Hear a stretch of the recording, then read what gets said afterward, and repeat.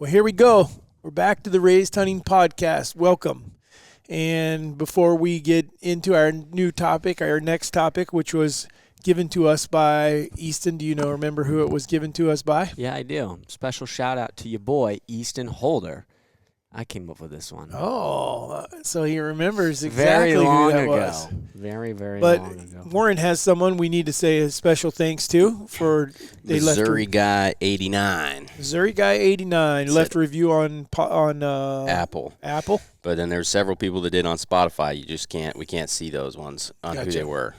So nice work, guys. You guys are still doing what we asked you to do. You're dropping the reviews, sharing it with others. The numbers are increasing again, which is always good to see.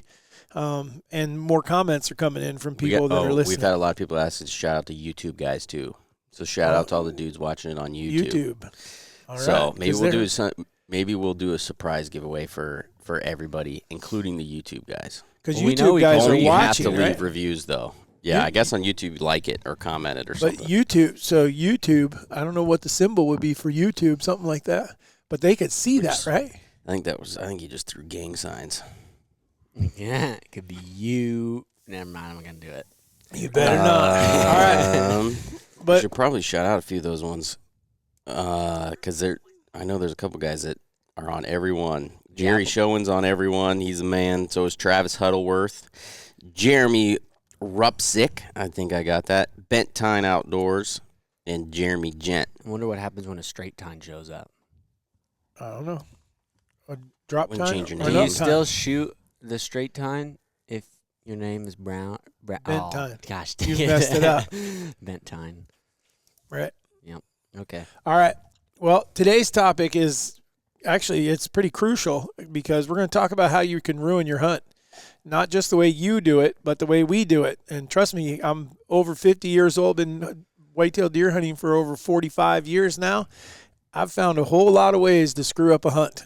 And some I have repeated over and over, and some I learned from my mistakes. We're going to talk a little bit about both. So who wants to jump off and go first?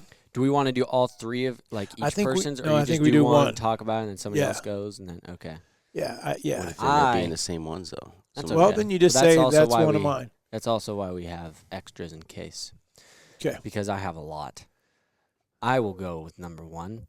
And I will say this, as my list goes down, I think that I started very hard self-reflecting because they get much, much more geared towards myself. So Okay. my first one of my biggest pet peeves, and this is for hunters alike, so ourselves or others.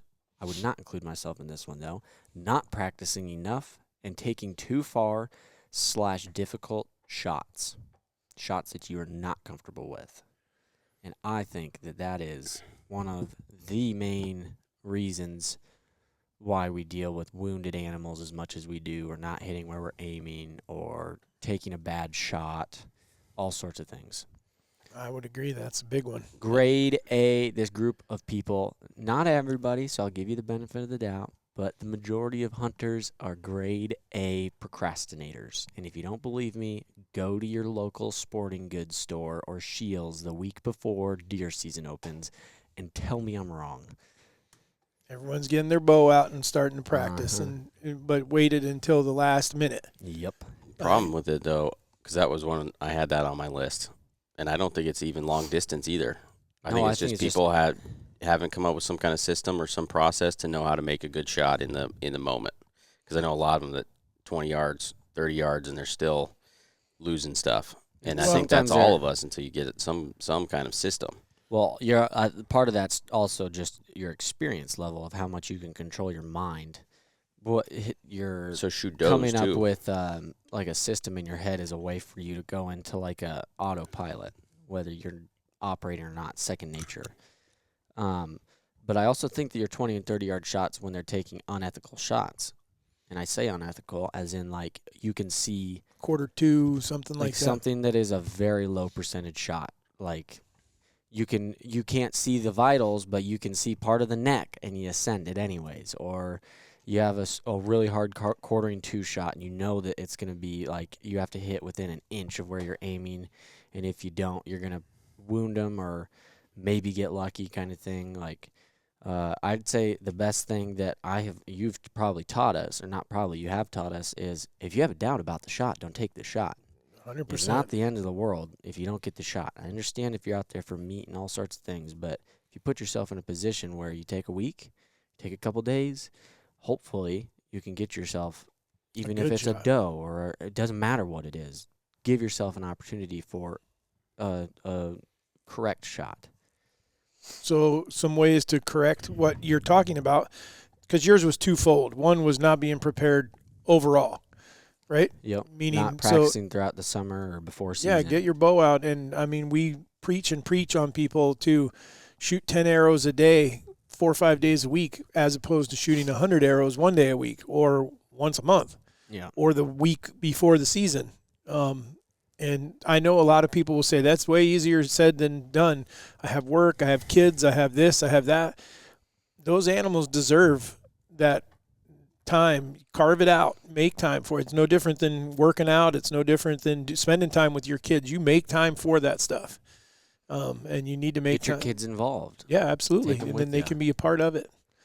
So I agree. That's a good one. All right. So did he steal one of yours, Warren? That was one of the ones I had, yeah. All right. Do you want to go then with your next one, or you want me to pick one of mine? I don't know. I guess how are we doing this? It doesn't matter. Send it. All right, I'll go, because I think this is something that I know that I have done, and that is, I think a lot of hunters, not the procrastinators, the hardcore hunters, the ones that really want to kill a deer and are going to spend the time and going to go out and shoot their bow. They overthink their hunt.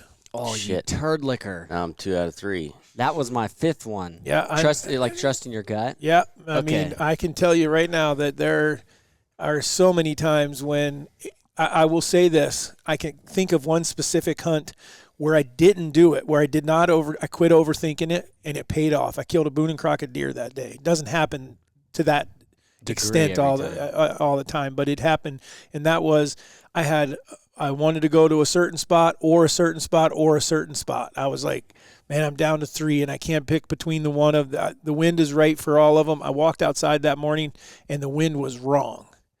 And I went, okay, go back to the basics. What wind works for what stand? And I immediately was like, this stand works, that wind. That's where we went at 8:30 that morning. What deer was that? Splits. I was not intending You on guys going to are that also stand. listening to what I considered myself what did I say? A grade A what? Procrastinator. Like the group of us are grade A procrastinators. You're talking to a grade A overthinker. Oh, yeah. Like, if you want to know what stand to go to, do not ask David Holder, because he is going to tell you there is 17 stands that have the correct wind. You're guaranteed to get a shot at any stand, at least multiple shots. And this buck is going to come by, and that buck is going to come by, and you might make sure you have a couple doe tags in your pocket, because that's going to happen too. So never ask him, because all it's going to do is make you overthink. In my defense, a lot of times I'm thinking out loud, and I narrow it down. But I, without a doubt, I have overthought hunts many, many times. I can thank a set of dice, or if I want to be correct, die.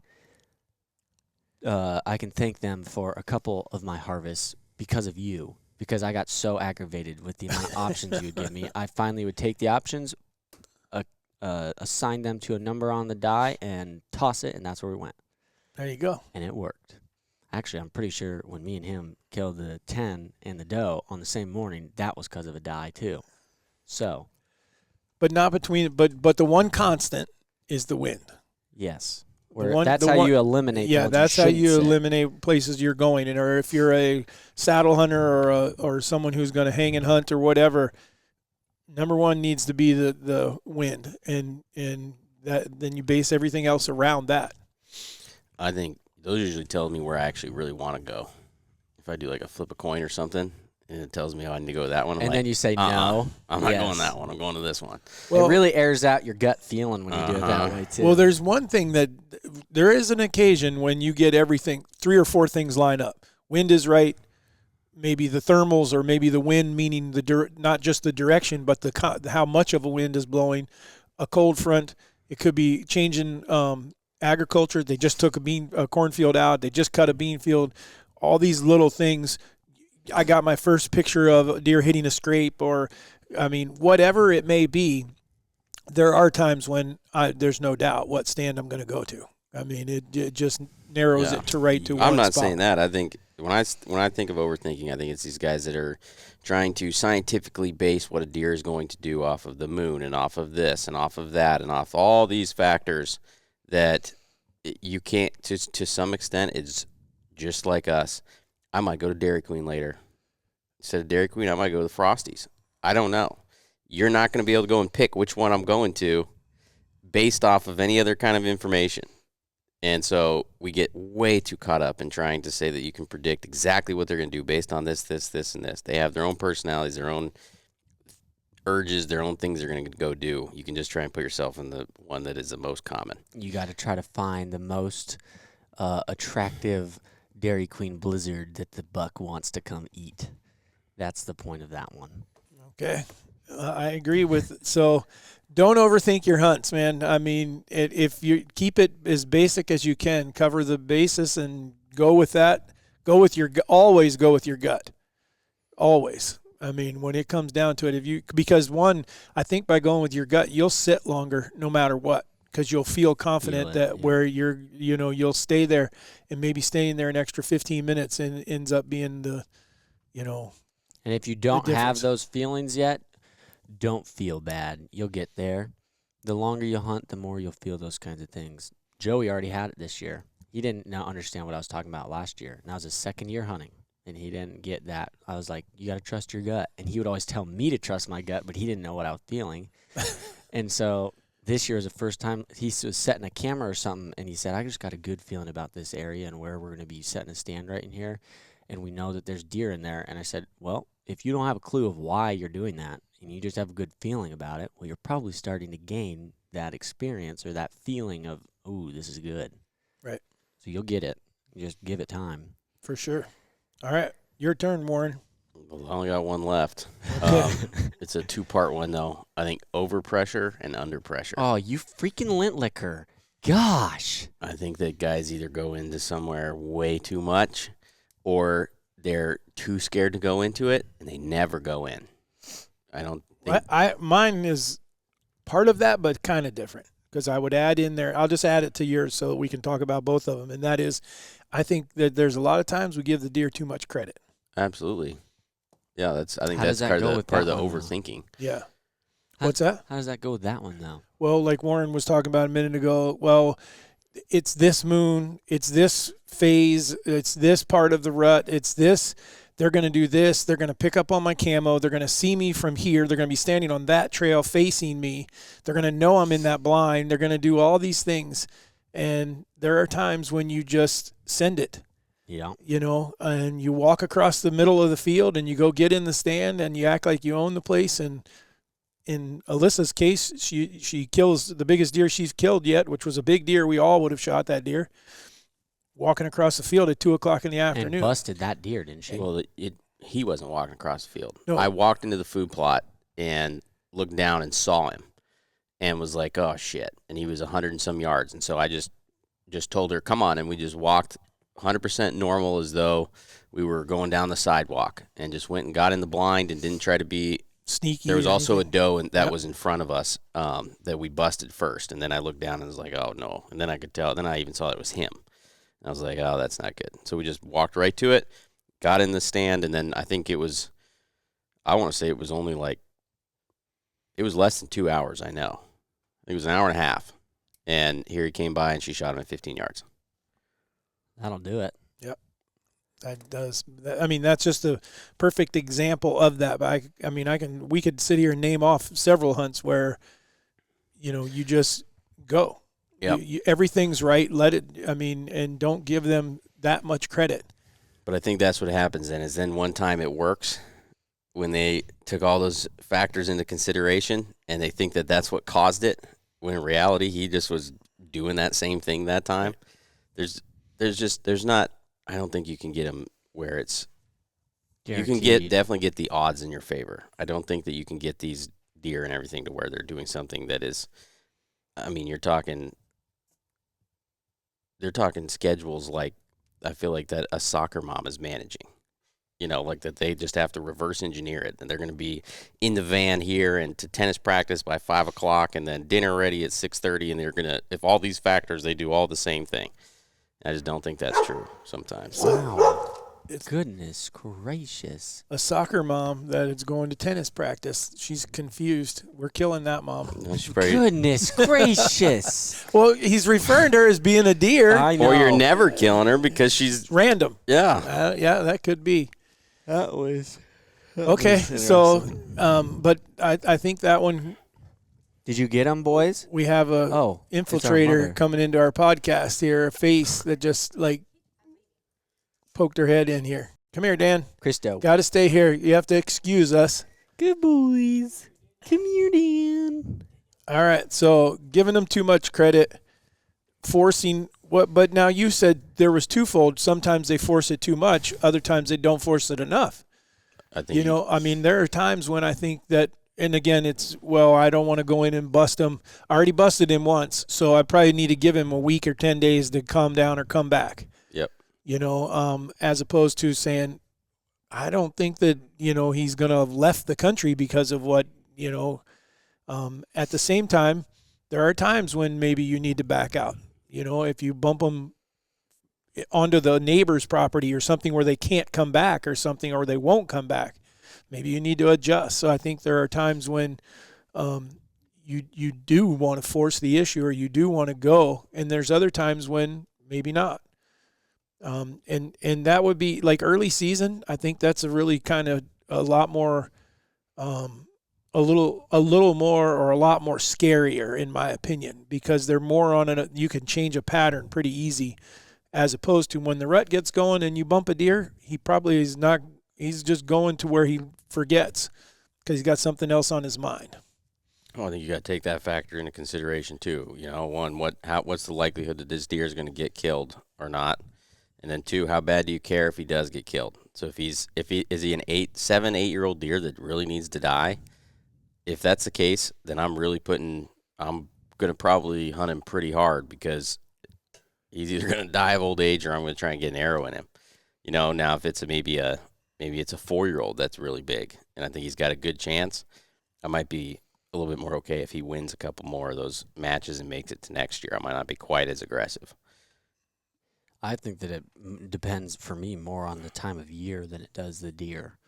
Because if it's an older deer, I'm probably thinking that they're smarter.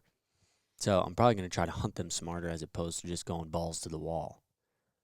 And then but I also know that when it comes to a certain time of year, I'm like, okay, I better pull out some more aggressive cards here and try to figure something out before it's too late. The problem with that I see is that, in my opinion, if you make it to November 3rd, you're done. You waited way too long, and now your chances of being able to find him on doing something consistent, you just need him to come by looking for a doe. Unless it was Junior. That was the only exception. But so let's flip because we talked about one that you took or Ace. Yeah. November 3rd for like a week when they're going very, very hard.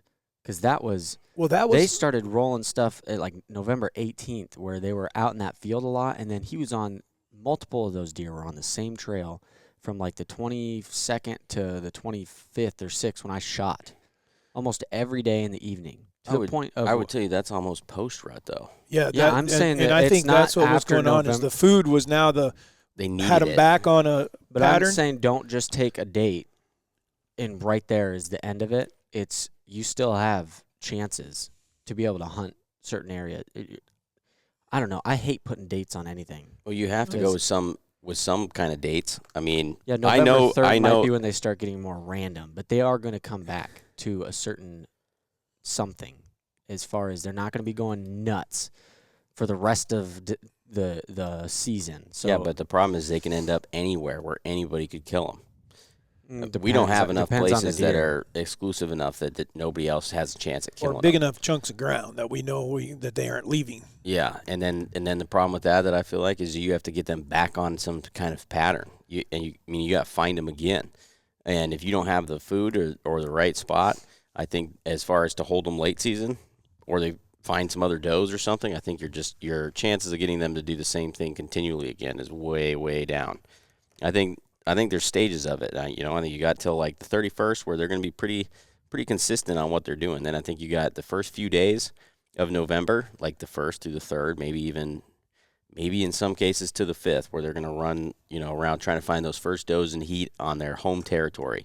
Then after that, I think they could end up anywhere, because I think once they're in between does, they're either going to find some right there, and that's when they stay there for a while, or you get them where they're just gone for 2 weeks or 3 or 4 where they're dead. I agree with Easton. I mean, I agree with what you're saying. I don't know that I put dates on it, and that's because the dates would change as you move across the country for people. They also One change reason here too. And they change here. You've killed deer that have been in their home area way after November 5th.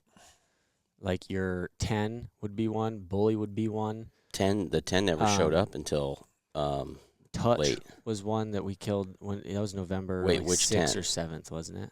Which 10? The split G2s, both split G2s. That was October 31st. Well, that wasn't. No, that was Juice November 10th, wasn't it? Juice was in his home area. What was the other November 10 buck? You have Bully, and then you had Dragon was the 13th, and then so that's another home territory. Bully was November 10th, and Bully wouldn't show up on us until the rut. And he was still there though, like he stayed. He didn't go anywhere. Well, he was, and then Touch was all over it. He only came there during the rut. That was the only other time I think we'd ever even seen him was when you almost killed him the year before. Who? Which one? Bully? Bully. Yeah, we didn't. He wouldn't. I never saw him. But back then too, we didn't. He stayed right there though on the neighbors. Well, I don't know. Back then, we didn't have near the surveillance that we have now. When did you kill Juice? Earlier? And Juice was on like the 9th, I think. There's another one. Yeah, I mean he was. Juice never went anywhere. He never went anywhere. That's my okay, point. But that's hold on. A big mature deer too. Yeah, but back up a little bit in here because it hit me as we were going through these deer. So the exact opposite here, we're telling people, hey, sometimes you want to just go with it and trust your gut, go across the field like you and Alyssa did that day and killed that deer. Straight up, exact opposite. Put a little pressure on him, and he quit. And he was still there, but he was not where he was continually before. When they busted him from the blind? He never once came back to that scrape. I think that's a lot different, though. They were in the blind. They were in the blind hunting and busted him from there. I mean, he didn't leave the area. Yeah, I think that's different than walking across the field, not trying to hide from something. Right. They're a deer, so who knows what they're thinking. But I feel as though they'd be more concerned when you're trying to conceal yourself and they don't know you're there and they figure out you're there than when you're just bopping across the field. Well, I'm just saying that there's an instance where we altered a deer's living pattern. Because he was religious to that scrape. And then after that, he was like, I'm not going back to that scrape. But yet we saw him numerous times still in the area, so we knew he was around. Mm-hmm. And then the next year, I hunted a different scrape and found him. He didn't make it that time. Yeah, you can find him pretty easy if you walk through that door over there. Yeah, you can now. All right. Whose turn is it? Is it your turn? You got to go number 2 or your number 2? Well, my number 2 is over hunting specific spots and stands. But my third one was, and this kind of touches on that, but it's more specific, would be how they access their stands. I have that as part of one. But I've seen extreme cases of this one, Bullwinkle, and I've also seen ones that doesn't matter what you do. But I also, as a general, I'd say error on the side of accessing the correct or the safer way. If you got to walk a couple 100 extra yards or something, walk the 100 extra yards, or go around, or make sure that you get around to where you have the wind in your favor to get into something, as opposed to making it easier on yourself. One of the biggest ones I would say is cutting across a field. If you're going in the dark, because honestly, this is where I would tell someone, if you're one of those hunters out there that doesn't think you need a good pair of optics, oh, I'm sitting in a tree, I can only see 50, I can only shoot 20 or 30 yards. I'm a bow hunter. I can only see 50 or 60 yards through the timber. I don't need a really nice pair of binoculars. Well, a nice pair of binoculars is the only reason I killed my first Pope and Young deer, because I was cutting across a field to get to my stand. And so then the morning that I got there, I used my binoculars and looked, and I could see deer in the field. I went a little farther to a fence row, and there was no deer in the other part of and it allowed me to walk down that side of the fence. I didn't spook the deer at all. Got in the stand, and it was only an hour and a half or so. And when they finally decided to come out of the field, they came right by me. If you haven't used a nicer pair of binoculars, he's referring to the fact that some of them will allow much more light or low light capability. Not that there's electronics, but the glass is higher quality where it's allowing more light to come in. Correct. But I also have seen, like, well, I guess I've had a couple spots where me and Joey went through an awful walk. Like it was like, I don't know, it was 30 something or 20 or. It was like 20-something degrees, so we had our coat on, but I don't walk in with my coat for a lot of my places because I'll sweat. And this stand was like a super easy walk if you go from where we can park the vehicle. But we were going in the morning, and if you go that way, you're walking right through a wide open field. Whether they're in a certain spot of it or not, I know they're in it.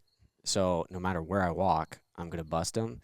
So instead, we had to walk through the thickest crap where they all go to bed and everything. And it was awful. Like, we were drenched in sweat by the time we got there, and we didn't even have our coats on or anything.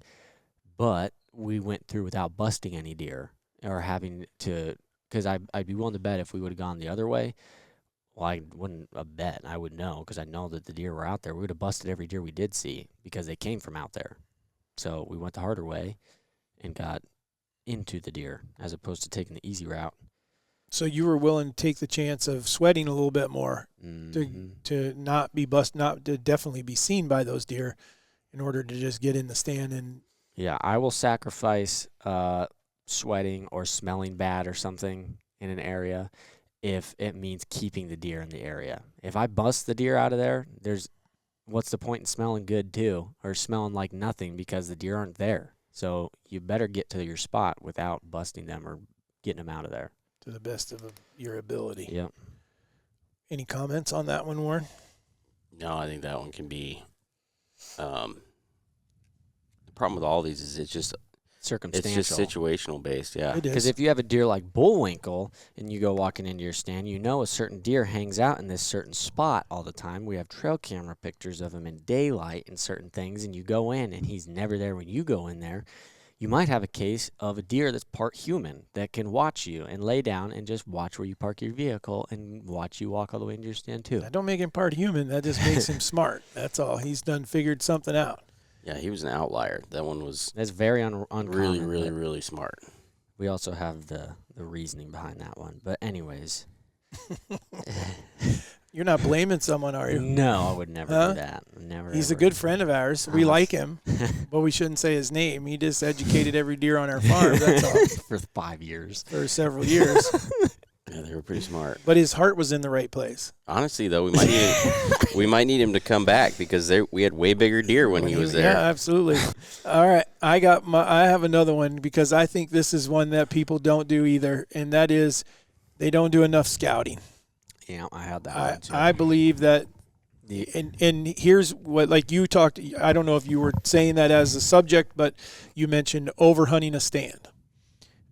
To this day, I will tell someone my favorite time to hunt a stand is the first time. First time. I hate that. I love it. I feel like they don't have a clue what's coming. They're not used. I know they're not used to it because they haven't seen anyone in the tree.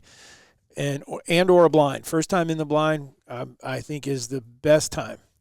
So that's when I really believe in that. But that means that I have to have done everything possible, whether that's trail camera photos, whether that's driving the roads, whether that's walking the timber, whether that's shed hunting in winter, and putting all those clues together so that I'm not overthinking it. I have a very good idea that deer are doing this in general. And I can apply everything that I've learned, and I think that goes to with what you said. That takes time, takes experience. It takes making a lot of mistakes before all of a sudden those mistakes lead to a time when you go, I think I might be doing this right, and you go in and you get it right the first time. think the reason I hate hunting stands for the first time is because it feels so. First off, I'm not going to control any of the animals in the first place. They're a wild animal, but I feel so out of control, like no other. Even if I've scouted, I don't know exactly how they're going to operate in that area, and I would say my second or third sit is my favorite, only because if I did everything right the first time, I'm not getting busted. So now I at least have an idea of what they're doing. But I know I'm the outlier on that one. I think probably 90% of hunters would say that their first sit in a stand is their favorite. I would also argue your scouting. The only reason I did not put scouting down is because of this peckerhead over here. It's the only reason I did not put that in my top 3, because the amount of big deer he has killed, and he doesn't scout. Like, he drives around and looks for deer, but 9 times out of 10 is not where you're hunting. You have a couple cameras out that he'll go throw out during, like, right before the season, like the week of or something. Like, he just knows what deer are there from the previous year and knows kind of how the deer as a whole operate on the farm. And then we'll go start learning and going and making a move at the right time. And so that one, if you can figure that out, I think that you'd save a lot of time. But I like scouting. I was going to say, I enjoy it. That's part of it. But that's the only reason I would say that that's not a mistake, is if you have the ability of whatever he has to be able to not scout, you're good. But I think everybody has that ability. It's all it is that just the deer move. That's it. So to me, there's really no point in doing a ton of scouting. Not all deer move. No, not all. But those ones, but the ones that don't move, I'm still going to be able to find them too. So it doesn't See, the dumb part on my end is that I scout knowing that the deer do move, because the deer move to me when the season starts. Like right now, I don't have anything hardly, and that's how it is every year. But I'm still sitting there running every camera known to man. So understanding what you're scouting is part of scouting. Yeah. And that would mean that, and I mean, we have other farms exactly the same. About this, that we don't have the food, so they are mile, 2 miles, 3, 4 miles away. But the same deer that we are seeing, and it helps when you live here or, live in an area that you can go look, and all of a sudden you see a deer that you've seen at your house before or seen at your hunting lease or wherever on public ground that you hunt. But you see him 4 miles down the road and you go, oh, what's he doing way down there? Well, maybe you figure out that that's where he summers at or that's where he winters at, but he comes back. So there's, or vice versa. He stays on you all year long because you have the food, but when the rut hits, he goes somewhere else, and you lose that deer. I think part of why, like in my situation, that I know the deer aren't there, but I'm still running my cameras and doing everything I can to find them, is because I'm holding on. It's the same theory of when you're shed hunting, around every tree, around every corner, there's going to be a shed or whatever it is. I think in my head, every time I'm putting a new camera out or I'm going to sit somewhere to like scan or look through my binoculars in the evenings, things like that, I'm looking for some new clue that I would have a chance to harvest something early season. I think I have a weird, like, I don't want to kill a big buck or something right away in the season, but at the same time, I would like to have found a deer and know what he's doing so well that I'm on him like that very quickly. But that's just one of my goals that I would like to do as a hunter at some point. So I think that's part of it, that I'm waiting for that one clue to arise. Well, I think that's the issue with that part, is you got to find him. Even if he moves a little bit, during October, they just don't move very far. So you got to know where he's at that time to then be able to do That's why I think that, like, when I'm moving to new places or new cameras and things like that, I'm looking for that one clue that, oh, he's not normally here, but I moved 400 yards down here. Oh crap, there he comes in and out of here during the summer or during the early season, things like that. I figured that out with one buck last year on accident. RJ, on the first day, he was staying in literally a strip of timber, and I never would have guessed that. I thought we were sitting in a stand for does, and I saw the biggest deer I've ever seen on opening day. Not the biggest deer I've ever seen, but the biggest deer I've ever seen on opening day. I have to call you Bomar. It was the biggest deer I've ever seen while wearing a red shirt on the 3rd of October. Does he do that? Well, everything's a world record, so. No, I tend to not see big deer early, like the first couple days.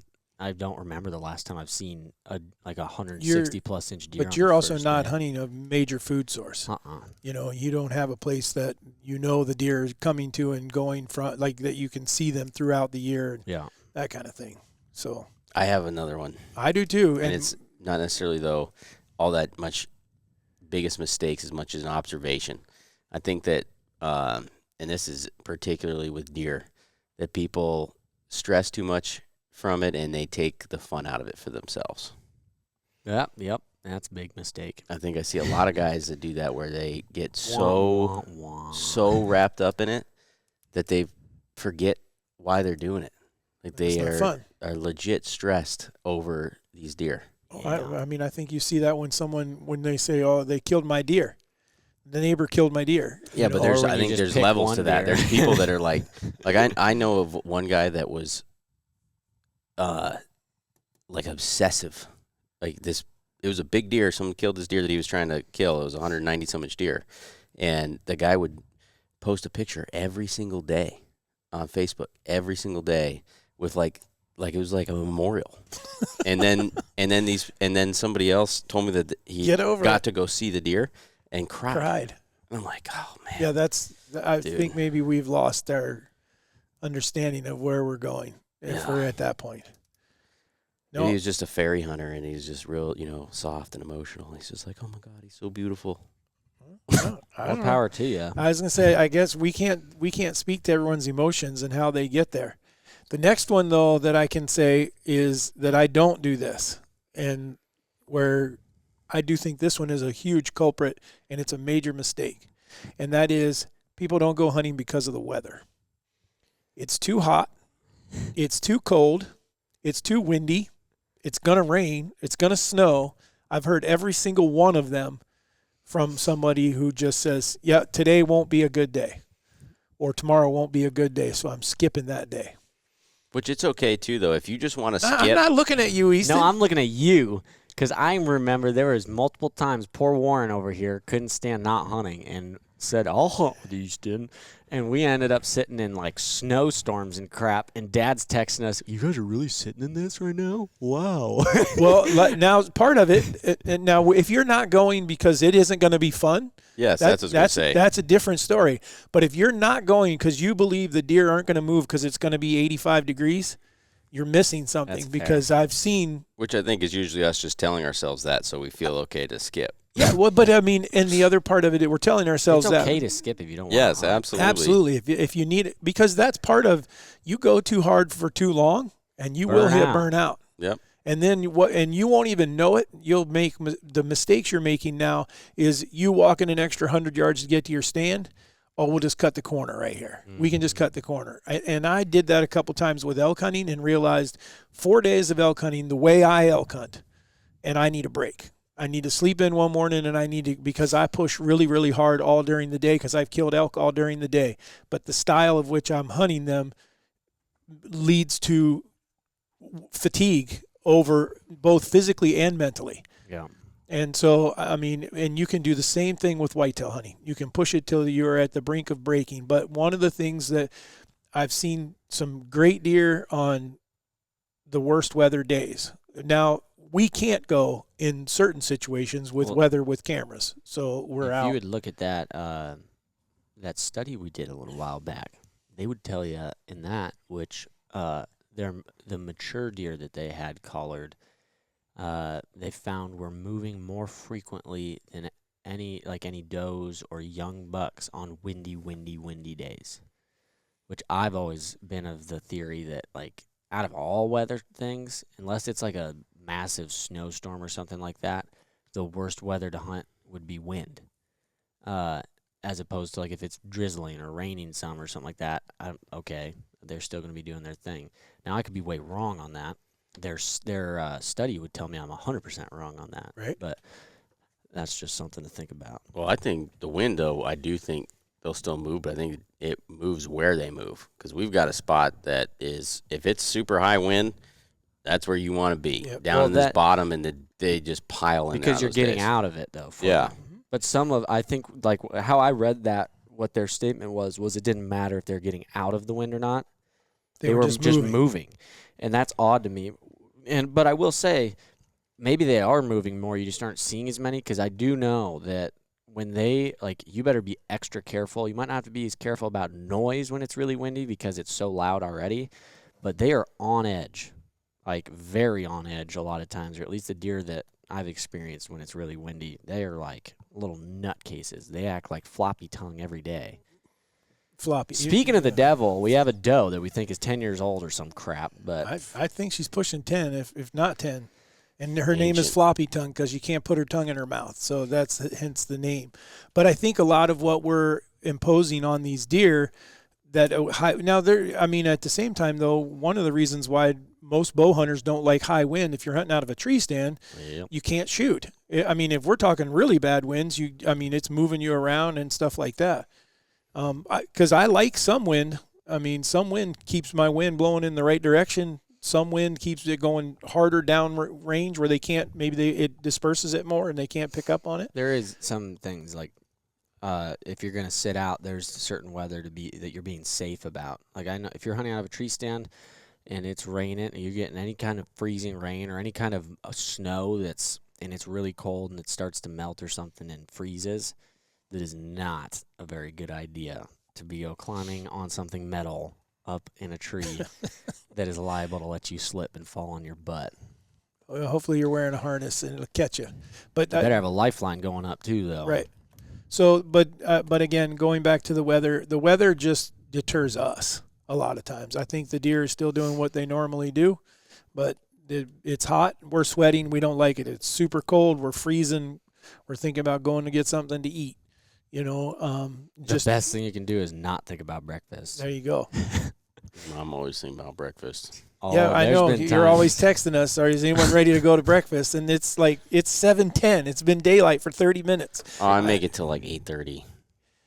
Oh, if me or Joey, one of us mentions our little, we have a little cafe area that we go to quite often. If one of us mentions the meal, we purposely both do not, because the moment we do, I give it like 15, 20 minutes where we're both mentally like, can't handle it. I don't care what deer's here. We're going right now. That's how I get Alyssa out of the tree when it's really cold or I don't feel like sitting. Favorite meal? Like, I'll buy breakfast. Okay, let's go. She's like, okay, 10 minutes. 2 minutes later, you're already packed up, walking out. Are there any other ones that I had a very random one that is... some people are going to call us nuts. I think some people are going to be like, "Oh, I've been saying that forever." Staring at a deer, or when one is nervous, looking directly at them. I don't know. I refuse. I don't do it ever. Will not. Now, I think this pertains to prey animals, so like your whitetails, elk. I guess I don't know how much elk really care, but they care. I figure they would. Mountain lions, wolves, anything grizzly bears are all after them. Would be a prey animal. I don't think it really the bear experiences I've had. They don't give a crap if you're looking at them or not. But it does seem like if you just sit there and stare a hole in a deer, especially when they're nervous, just yell at them and get them out of there, because. You're yelling at them already. There's a sixth sense, man. I mean, it's a thing. When you're a prey animal and you're always hunted by something, you're going to feel when something's looking at you. Same way you feel like something's looking at you, or when you get that feeling. So I look at like the ground or like something next to them or whatever. I mean, so I can still keep an eye on them, but I'm not directly staring. Sure as heck not making eye contact with them. You won't even look at like their butt or something? I don't look at their body. I'm going to test it this year. Yeah, I don't know if there's a difference with a doe, in like looking not at a buck, obviously. I don't know if like looking at their eyes or looking at their body makes a difference. I look at their butt. I don't look at anything on them at all. I usually look at like a part of their body, but I'm gonna stare one right in the eyes this year and see if it makes any difference. I do that when I have done that with deer that get pissy and they start freaking out. I just stare at them and just make sure that they know I'm staring at them, and hopefully they get the hint to run. Yeah, I just usually give them the finger. I would say that the other one is these cameras. I feel like I've had deer see that lens move. I think that's movement, and there's glares. Well, I don't know, Jordan, but just the rotation of that, or they see it open or close, and you think that it's not that big a deal, and it is. And I say that only from the times when I've been running a camera, and I'm like, they seem to be calm. and all of a sudden they picked up on it. But I agree with you. I agree that I don't think that's one of the top 3 things but it is something that can definitely screw up your hunt for sure. Yeah. I also had trust in your cameras too much. That was something I was going to say earlier, or believing that your camera has everything. Yeah. You know, you haven't seen your big buck. I've been guilty of it 100%. Yeah. I've been guilty of it, that they're not here, you know, and the camera's only seeing a certain percentage of what's going on.